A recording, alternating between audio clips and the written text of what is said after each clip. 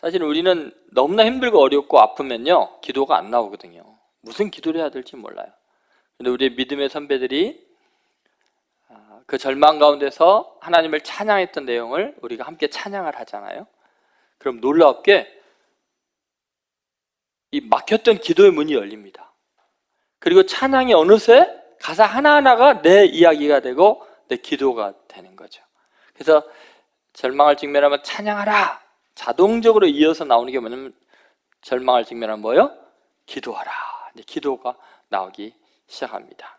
자, 여러분 기도가 나올 때 어떤 일이 일어날까요? 첫 번째, 두려움에서 건지신다. 한번 따라해보세요. 두려움에서 건지신다. 4절 말씀 자 같이 한번 읽어보겠습니다. 4절입니다. 내가 여호와께 간구하매 내게 응답하시고 내 모든 두려움에서 나를 건지셨도다. 그랬습니다. 여러분, 우리가 절망을 경험할 때 할 수 있는 것은 내가 여호와께 뭐 했다고요?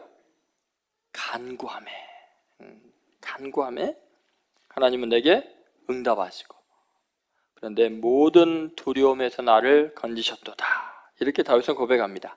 자, 다윗이 지금 어떤 상황인가 이제 한번 상상을 해봅시다. 다윗이 가드 왕 아기스에게로 피난을 갔죠. 왜요? 이스라엘 경내에는 피할 데가 없는 거예요. 사울 왕이 자기를 죽이려고 하니까. 그래서 가드 왕 아기스에게로 도망을 갔는데 광야에서 그냥 그 많은 세월을 몇 년을 헤매고 다니다 보니까 몰골이 말이 아니겠죠. 숨을 곳이 없을 정도로 비참하고 초라한 모습이에요. 그러면은 그 정도가 되면은 어쩌면 사람들이 몰라볼 줄 알았거든요. 그리고 더구나 이제 자기의 적진인 가드, 그것은 골리앗을 죽였던 이제 그 고향인데 글로 들어가면은 일단은 그 가드 사람들은 설마 다윗이 적진으로 들어오겠나 상상을 안 했을 거고, 그 다음에 추격하는 사울의 군대들도 설마 자기가 골리앗을 죽였는데 글로 도망을 가겠어요? 그러니까 다윗이 얼마나 황급했는가를 알겠죠. 그러니까 상상할 수 없는 곳으로 도망을 간 거예요. 그런데 엄청나게 끔찍한 일이 일어나요. 그게 뭐냐면 사람들이 알아본 거예요. 사무엘상 21장에 보면요, 이 가드 왕의 신하들이 다윗을 다 알아본 거예요. 왜냐하면 너무나 충격적인 사건이기 때문에 골리앗을 죽였던 그 소년의 얼굴을 그냥 공포스럽게 기억하고 있는 거죠. 잊을 수가 없는 거죠. 너무 충격이 크니까. 아무리 다윗이 머리를 풀어헤치고 별짓을 다 해도 다윗 모를 사람이 어디 있어요? 여러분, 다윗이요 지금 자기가 아닌 척 하려고요 온갖 것을 다 변장을 하고 그리고 거의 거지 몰골로 해갖고 들어갔는데, 아니 이거 지금 가드 사람들이 다 알아본 거예요. 그래서 왕에게 체포해야 된다고, 저놈 잡아야 된다고. 그러니까 다윗이요 그 순간 얼마나 공포스러웠겠어요. 얼마나 끔찍한 상황이냐고요. 얼마나 두려웠겠어요. 여러분, 그 지경이 되니까요 다윗이 이제는 자기를 구원할 사람이 없어요. 아니 적진에 최고의 자기를 증오하는 사람들 사이에서 자기 존재가 폭로가 됐으니까요 이건 이제 죽음밖에는 다른 선택의 여지가 없어요. 능으로도 안 되고 힘으로도 안 돼요. 친구도 없어요. 전부 다 적뿐이고 자기를 죽이려고 살기가 등등해요. 자, 이 지경이 되면 여러분 같으면 어떻게 하겠어요? 절망해야 되겠죠. 그런데 여러분, 다윗은 그 공포와 두려움 속에서 하나님께 간구했어요. 거기에서 찾고 도와달라고 외칠 수 있는 하나님이 계신 것이 너무나 감사한 일이에요. 그래서 다윗이 그렇게 말해요. 내가 여호와께 간구하며 그 다음 뭐예요? 내게 응답하시고. 여러분, 간구했는데 응답하시는 하나님이에요. 여러분 믿습니까? 그러면 그분이 응답하시면 어떻게 되는 거예요? 두려움에서 건지시는도다. 여러분, 우리가 하나님께 부르짖을 수 있다는 것 자체가 얼마나 놀라운 복인지 모릅니다. 가끔가다 그런 생각을 해요. 믿지 않는 사람들 이렇게 보면요, 이 험한 세상에서 시시각각으로 변하는 국제 정세, 국내 사태 속에서 사업을 하는 게 살얼음판을 걷는 것 같을 거고요, 내가 믿고 의지했던 친구들이 배신하고 사기치고 내가 의지했던 친척들, 가족들이 다 내 사업 날아가게 하고 가장 사랑했던 사람도 자기 배신하고 떠나가고, 이게 세상의 현실 아니에요. 여러분, 누구 하나 의지할 것 없는 그런 세상이지요. 그런데 우리는 부르짖을 대상이 있어요. 왜 우리는 부르짖을 수 있을까요? 왜 다윗은 간구할 수 있을까요? 하나님은 예로부터 우리의 기도를 들으시는 하나님이에요. 내게 응답하시는 하나님이에요. 그럼 하나님이 응답할 거 우리는 어떻게 할까요? 다윗은 어떻게 할까요? 늘 하나님은 그렇게 말씀하셨어요. 너는 내게 부르짖으라. 내가 응답하리니 내가 알지 못하는 크고 비밀한 일을 내게 알게 하리라. 내가 전혀 알지 못하는 새로운 살 길을 열어주시는 거예요. 크고 놀라운 일들로 응답해 주시는 분이에요. 예수님도 약속하셨잖아요.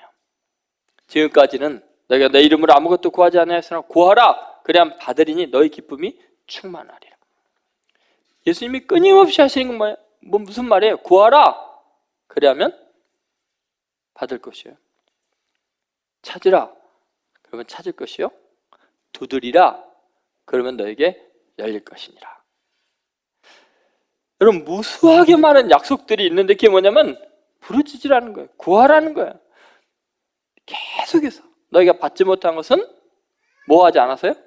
구하지 아니하며, 구하여도 받지 못하는 것은 정의 여기스러워 잘못 구하기 때문이다. 구하라는 거예요. 여러분, 요청의 힘이라는 게 얼마나 강력한 줄 아세요? 누군가 여러분에게 요청을 할 때는요, 그 사람이 여러분에게 빚을 안 진 사람이어도요, 좀 도와주세요 라고 말하는 순간 힘이 생겨요. 이 사람에게는. 아니, 내가 그 사람한테 빚진 것도 없는데 그 사람이 도와주세요 하고 일단은 요청을 하잖아요. 그러면 나에게는 이 뭔가 부담으로 느끼고, 뭔가 안 해주면 내가 죄 짓는 것 같고 미안해지고 막 이래요. 그러니까 여러분, 요청 자체는 힘이 있어요.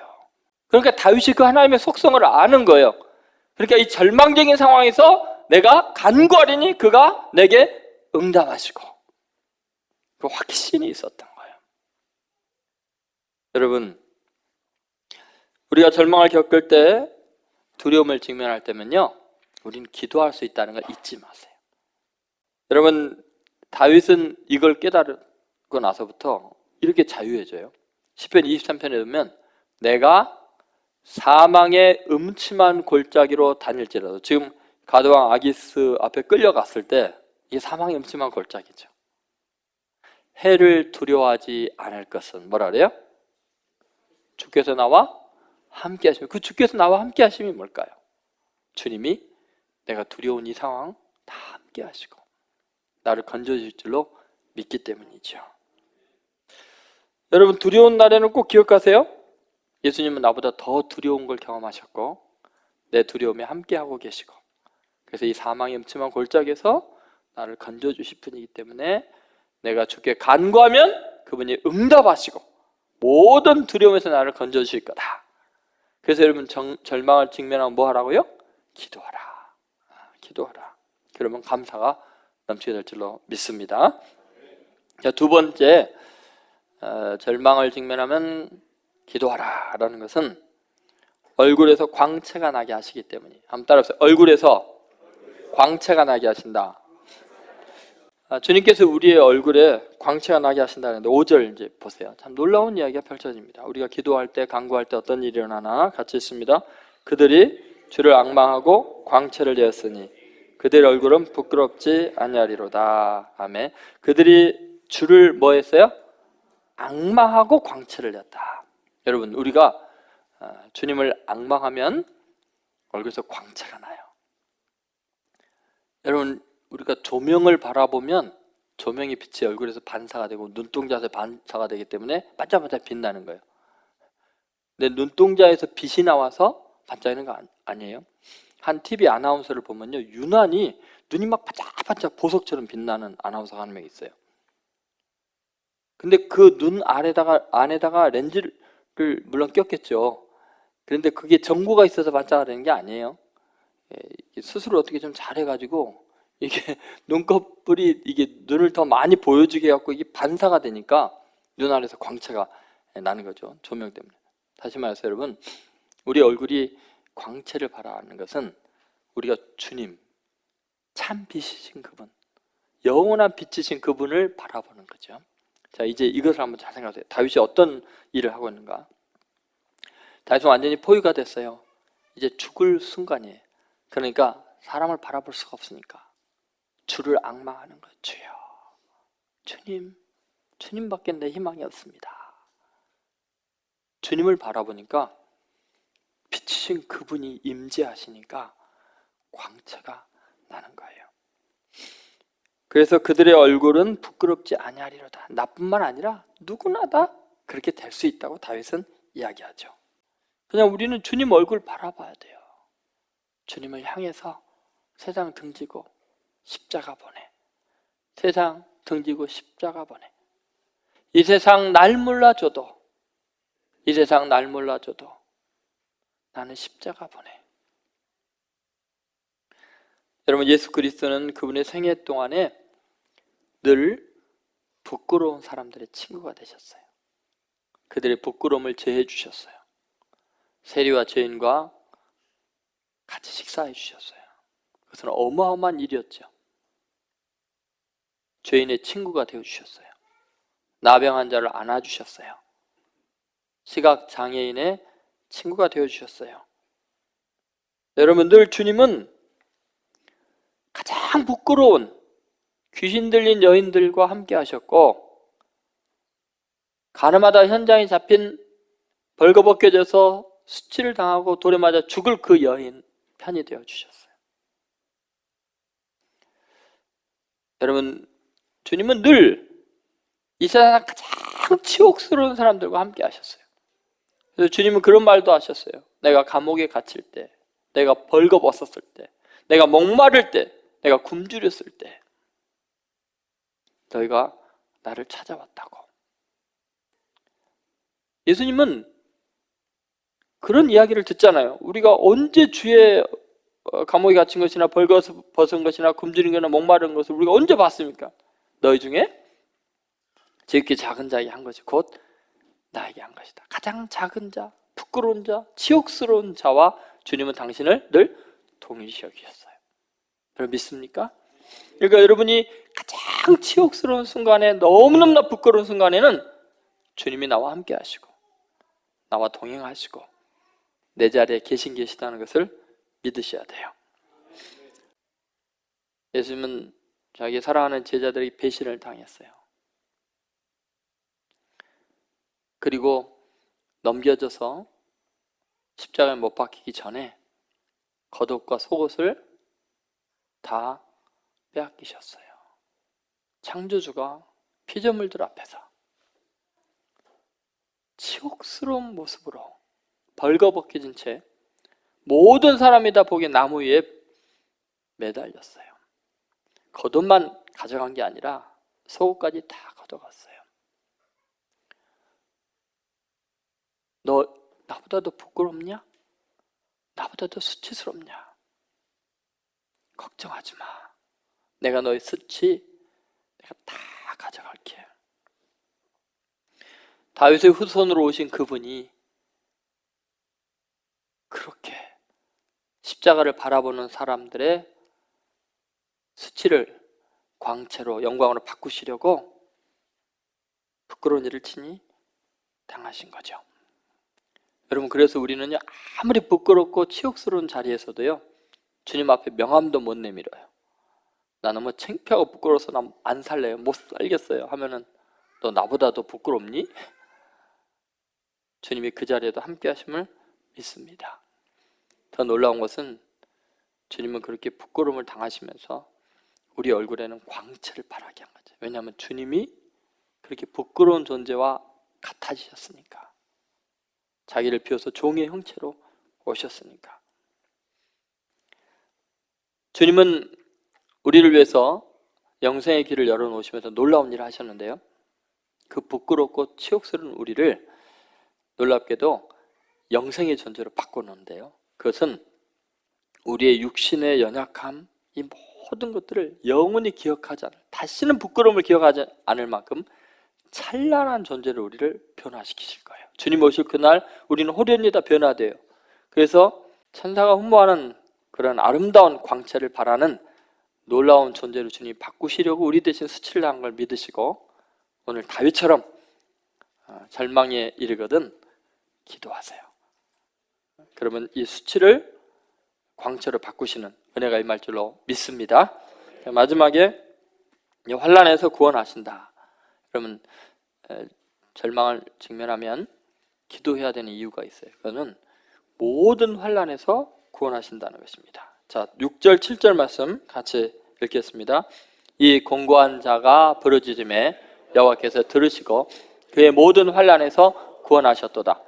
여호와의 천사가 주를 경외하는 자를 둘러 진치고 그들을 건지시는도다. 아멘. 여러분, 이 곤고한 자가 부르짖으면 또 기도하잖아요, 그죠? 자, 여러분, 부르짖으면 어떻게 해요? 그 곤고하면서 하나님이 들으시고 그 모든 환난에서 뭐 한다고요? 구원하신다. 여러분, 우리 인생은요 환난의 연속입니다. 곤고하고 가련한 것이 우리들의 인생입니다. 그런데 우리가 주님께 부르짖으면 주님이 반드시 들으시고 우리를 그 환난에서 구원하실 줄로 믿습니다. 도대체 내 삶의 상황에서 정말 그렇게 건지실까? 어떻게 건지실까? 7절을 다시 한번 보시죠. 7절 같이 읽겠습니다. 여호와의 천사가 주를 경외하는 자를 둘러 진치고 그를 건지시는도다. 아멘. 여러분 믿습니까? 자, 누가? 여호와의 천사가, 여호와의 부리시는 그 천군 천사들, 하나님의 심부름꾼들. 그 천사의 존재는 주를 경외하는 자를 위해서 존재합니다. 그래서 주를 경외하는 자를 둘러서 진치고. 자, 여러분이 지금 주님을 경외하십니까? 하나님을 두려워하시고 하나님만을 섬기십니까? 그러면 여러분요, 여러분 주위에 지금 천사들이 여러분을 둘러서 쫙 진치고 있는 것을 믿으셔야 돼요. 제 이야기 아니라 성경 이야기예요. 예수님도 했죠. 어린아이 하나를 세우면서 작은 자를 실족하게 하지 말라. 왜냐하면 그들의 천사들이 하나님을 늘 배우고 있다. 이렇게 이야기했어요. 믿습니까? 여러분에게 누가 함부로 하는 것은 그냥 바로 직행으로 하나님께 들어가는 거예요. 왜냐하면 여호와의 천사가 둘러 진치고 있기 때문에. 지금으로 표현하면 하나님께서 CCTV를 한 1000개 정도 우리 주위에 설치해놓고 보고 계신다는 거예요. 직통으로 바로 하나님께 들어가는 거죠. 그래서 그들을 건지시는도다 이야기를 하고 있습니다. 여러분, 우리 인생을 살다 보면요 정말 하나님의 천사들이 많습니다. 엘리사가 아람 군대에 의해서 완전히 포위되었을 때 게하시 그의 종이 벌벌 떨면서 이제 우리는 죽었습니다. 아람 군대가 완전히 포위했습니다. 엘리사가 너무 불쌍해갖고 기도해 주죠. 주님, 저 게하시 눈 좀 열어주세요. 갑자기 영안이 열리니까 어떻게 됐어요? 하나님의 천군 천사가 맨날 불말과 불병거가 둘러 진치고 있었던 것을 보게 되죠. 그럼 여러분, 이게 엘리사만 그러겠냐고요? 주를 경외하는 자, 그죠? 분명히 오늘 말씀이 그렇게 말하고 있잖아요. 여호와의 천사가 주를 경외하는 자를 둘러 진치고. 다윗의 하나님이 엘리사의 하나님이기도 하고 그 엘리사의 하나님이 나의 하나님이기도 해요. 믿습니까? 그러면 여러분이 하나님을 경외하면 그 경외감이 여러분의 둘러 진치는 천사의 막이 되는 거죠. 옛날에 이누야샤라는 만화 영화에 보면은 걸개가 딱 쳐지잖아요. 아무리 막 마귀들이 달라들고 막 요괴들이 막 공격을 하려 해도 이 걸개가 딱 쳐지면은 다 튕겨나가죠. 절대 못 들어오죠. 우리는 하나님의 천사의 걸개가 쳐진 사람들이, 만화 영화, 이상한 만화 영화를 이야기해서 미안하지만 이해하기 쉽게 하려고 그럽니다. 여러분, 우리가 예수님을 믿고 경외하기 시작하면요, 저주 받는 게 불가능해져요. 민수기에도 보면요, 이스라엘 백성이 타락하고 범죄했거든요. 그래서 발람 선지자를 동원해서 이스라엘 진영이 보이는 높은 산에 올라가서 저주를 하라고. 그럼 내가 어마어마한 금덩을 주겠다고. 그래서 이 발람 선지자가 돈에 눈이 어두워갖고 따라가네. 저주하려고 하면 하나님 막아갖고 축복을 하게 하는 거예요. 그 발락 왕이 화가 나갖고 딴 데로 데리고 와서 다른 더 높은 산에 올라가서 야, 저주해. 그럼 나 이거 다 줄게. 또 저주하려고 그러니까 하나님께서 축복을 나오게 하는 거예요. 너 저주하라니까 왜 자꾸 축복해? 하나님께서 축복한 사람을 내가 저주할 수가 없다. 누구도 어떤 스스로도 어떤 방법으로도 하나님이 복을 내리기를 작정한 사람을 저주할 수는 없다는 거예요. 이게 뭐예요? 여호와의 천사를 둘러 진치니까 방법이 없는 거예요. 여러분 믿습니까? 우리가 하나님께 기도하는 이유는 뭐냐면 하나님을 경외하기 때문이에요. 내 문제보다도 하나님이 더 크신 걸 믿기 때문이에요. 완전한 하나님의 보호하심 안에 있는 것을 믿죠. 그래서 예수님께서 그러죠. 내가 세상에서는 환난을 당하나 뭐라 하세요? 담대하라. 내가 세상을 이기었노라. 세상을 이기신 그분이 내가 세상 끝날까지 너희와 함께 있으라. 여러분, 천군 천사가 둘러 진치는 게 더 강할까요? 아니면 예수님이 여러분과 함께 있는 게 더 강할까요? 맞습니까? 그럼 뭐 반지의 제왕 이런 데 보면 막 어마어마한 하늘의 군대가 막 오는 것보다도요, 주인공이 한번 쫙 뚫리면 다 끝나는 예수님이 천군 천사로 진친 것보다 훨씬 더 근데 예수님이 어디 계세요? 너희가 내 안에 있고 내 말이 너희 안에 있고 하면 예수님은 늘 계세요. 우리와 하나라고 이야기하셨어요. 그러니까 여러분 안에는요, 천군 천사가 둘러 진치는 게 아니라 내 안에 예수의 생명이, 예수님이 나와 함께 하시고 성령님이 나와 함께 하신다면요, 이건 천군 천사를 둘러 진치는 수준이 아니에요. 그래서 사도 바울은 그걸 표현을 어떻게 했냐면 그리스도로 옷 입었다라고 이야기해요. 여러분, 그리스도로 옷 입었다는 건 뭐냐면요, 어마어마한 권세, 하나님의 자녀의 아들의 권세를 입었다는 거예요. 무슨 말이냐면요, 판사가 판사복을 딱 입고 재판관에 앉으면 거기서 딱 선포되는 대로 판결이 끝나는 거예요.